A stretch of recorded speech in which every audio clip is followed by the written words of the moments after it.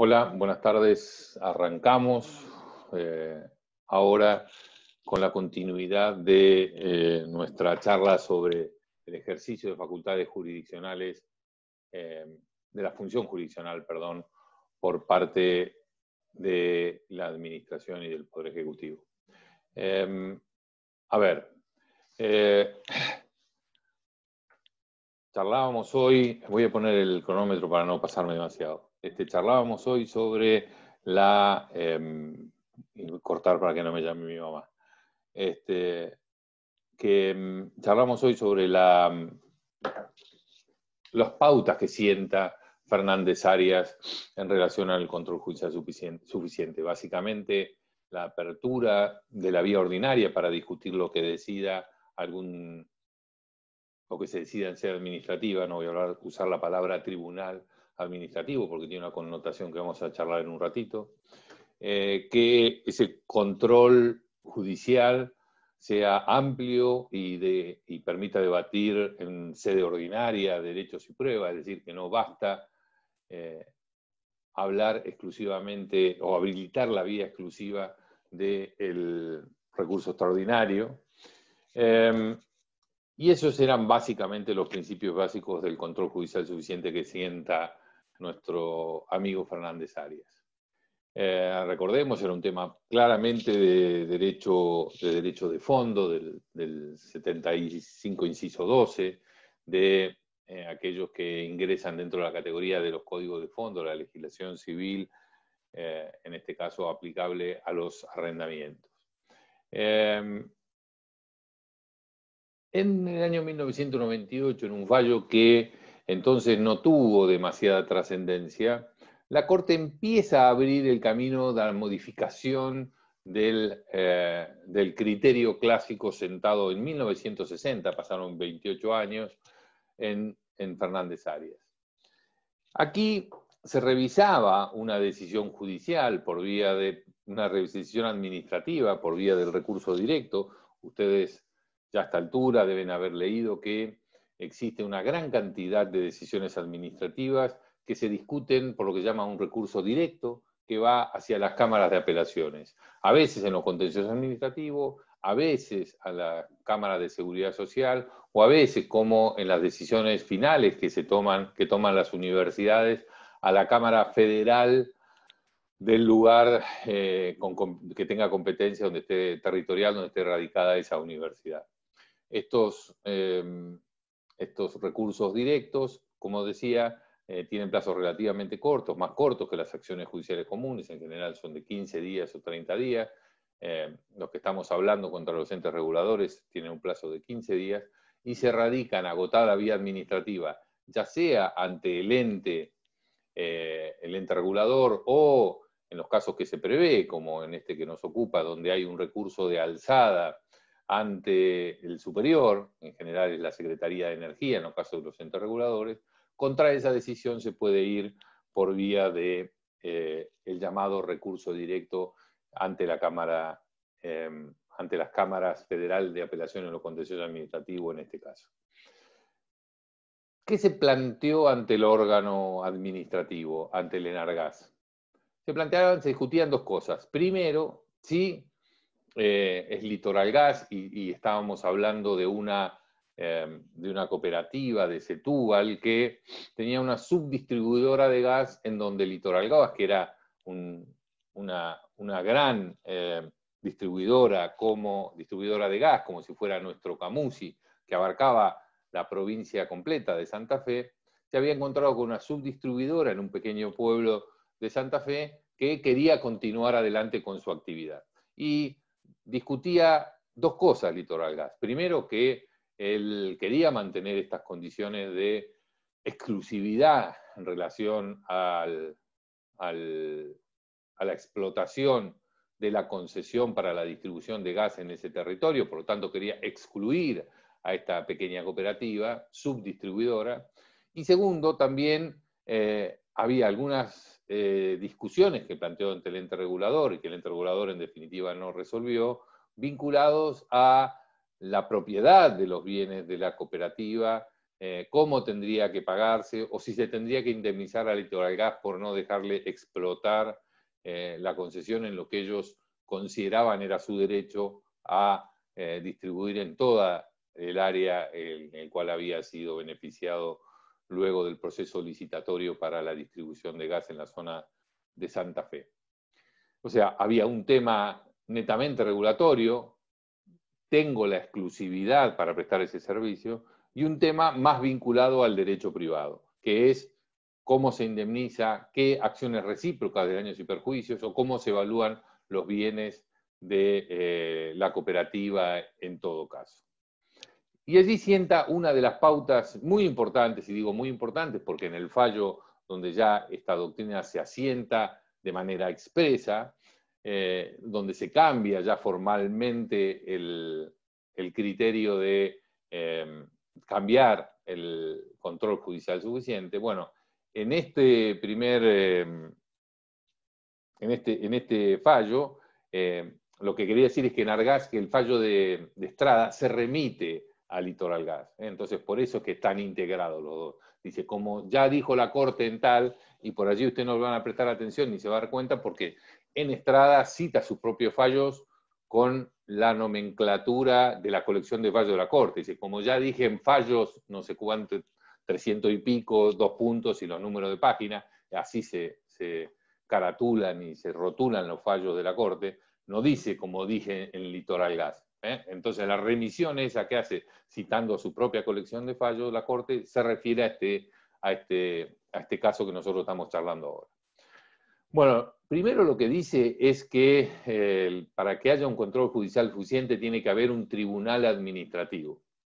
Y el tribunal administrativo tiene que tener determinadas garantías que el Enargas, según el análisis que realiza la Corte de Nación, el Enargas no lo cumple.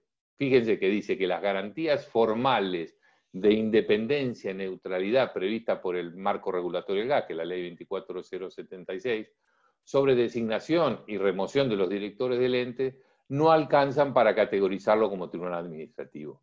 ¿Qué dice la Corte? Para ejercer funciones jurisdiccionales, en principio tiene que ser un tribunal administrativo. Este tribunal administrativo, para poder ser calificado como tal, por eso inclusive yo diría tribunal administrativo entre comillas, porque quiere decir algo, ese contenido está lleno por la Corte de determinada manera, quiere decir que tiene que tener neutralidad e independencia. ¿Y cómo garantizo la neutralidad e independencia? Lo garantizo por el procedimiento de designación, tienen que ser designados por concurso, con lo cual, bueno, allí estoy probando por un lado la capacidad técnica de quien va a ejercer ese cargo de director del Enargas. Segundo, al haber sido designado de esa manera, también tiene determinada garantía. La Corte no exige que tengan la estabilidad de un juez, que no puedan ser removidos, pero que sí que tengan un plazo de duración sus mandatos y que dentro de ese plazo de duración no puedan ser removidos si no es por justa causa, que no sean como un ministro o cualquier otro funcionario de alta jerarquía dentro del Poder Ejecutivo que puede ser removido simplemente por la firma del presidente. Entonces, al no cumplirse estas garantías en el directorio del Enargas, garantías establecidas por el propio marco regulatorio, los invito a leer, me olvidé de transcribir los artículos 53, 54 y 55 del marco regulatorio del gas, pero hablan de estos temas, del mecanismo de designación, remoción y las cualidades que tienen que tener para presentarse. Bueno, esto es lo que la Corte dice, que esto no alcanza a conformar un tribunal administrativo del Enargas para cumplir una función jurisdiccional, porque en definitiva lo que le faltan estas garantías. Cuando empieza a analizar los dos tipos de cuestiones planteadas, primero analiza la relativa a la continuidad en el servicio por parte del subdistribuidor. Entonces dice, aquí estamos hablando del corazón del servicio, estamos hablando de una competencia que está adjudicada al ente regulador para resolver una cuestión vinculada al servicio. Es decir, si efectivamente ese marco regulador debe interpretarse como que Litoralgas es el prestador exclusivo dentro de esa jurisdicción, o si puede sobrevivir, por decirlo de alguna manera, Litoral Gas, la cooperativa de Setúbal puede continuar con su subdistribución. Entonces, dirime un conflicto, pero vinculado al alcance de la prestación del servicio, y por lo tanto corresponde a la jurisdicción plena del organismo. Estamos hablando de este tema, del tema del servicio. Pero sin embargo, dice que corresponde a la jurisdicción judicial plena, es decir, no lo puede tratar el poder administrador, y por lo tanto no lo puede tratar el ente regulador, lo ateniente a la propiedad de obras e instalaciones, pues entrañaría una suerte de ejercicio encubierto de una acción expropiatoria, que es lo que dice la parte que litiga, o lo ateniente a la responsabilidad otorgante de la licencia en las condiciones de servicios que se determinarán en este litigio. Entonces, dice, tenemos dos cosas. La vinculada al servicio sí la puede decidir. Las cuestiones vinculadas a la propiedad de las obras y a una eventual responsabilidad no lo puede resolver. ¿Y por qué no lo puede resolver? No lo puede resolver porque estaría invadiendo la jurisdicción, valga la expresión, judicial, el ámbito de competencia de los jueces que tienen que resolver las cuestiones reguladas por el derecho común. Sí puede resolver el ente regulador en el área de su competencia, dice, y recién después los jueces, por vía de la revisión judicial, los derechos de los sujetos involucrados en la prestación del servicio de gas. Es decir, el servicio, cuando se aplica las normas reglamentarias y contractuales del marco regulatorio del gas, allí sí puede decidir y opinar. Y el Poder Judicial ingresa a la revisión por el principio de la revisión judicial suficiente, como si fuera, digamos, uno de los actos administrativos sujetos a revisión judicial. Pero puede ejercer esta jurisdicción primaria, como vamos a ver, como menciona y caratula Estrada posteriormente, esta jurisdicción inicial de decidir sobre los temas vinculados al servicio de prestación del gas. Decide que, analizando el marco regulatorio, no tiene derecho a reclamar porque no existe un 100% de monopolio a favor de la licenciataria Litoral Gas, que la exclusividad estaba limitada a la existencia de subdistribuidores, como esta cooperativa a la fecha de la sanción de la ley y de la toma de posesión de la licencia, por lo tanto, podía seguir prestando su servicio de subdistribución la cooperativa que prestaba el servicio. Entonces, dice, no me puedo meter en cuestiones de derecho común, sí me puedo meter en cuestiones de derecho administrativo o las del marco regulatorio. Pero recordemos también que empieza a caracterizar quiénes pueden ejercer la función jurisdiccional.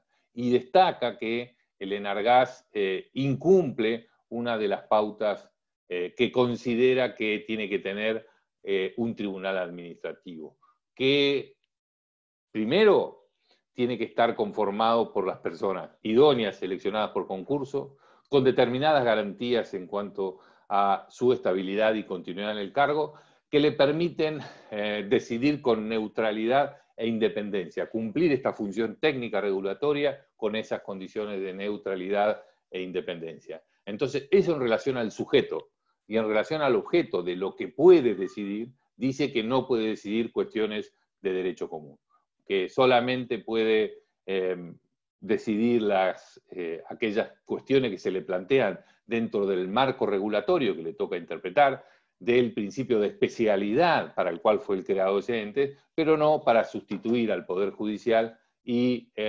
decidir cuestiones vinculadas a el llamado derecho común o derecho de fondo del artículo 75, inciso 12, ex 67, inciso 11 de la Constitución Nacional. Así que terminemos este videito cortito solamente con Litoral Gas, pasemos a otro más largo vinculado al tema del caso Estrada, sus consecuencias y aplicaciones, uno de los fallos más importantes de los últimos 30 años de los últimos 30 años del derecho administrativo argentino. Bueno, nos vemos con Litoral Gas.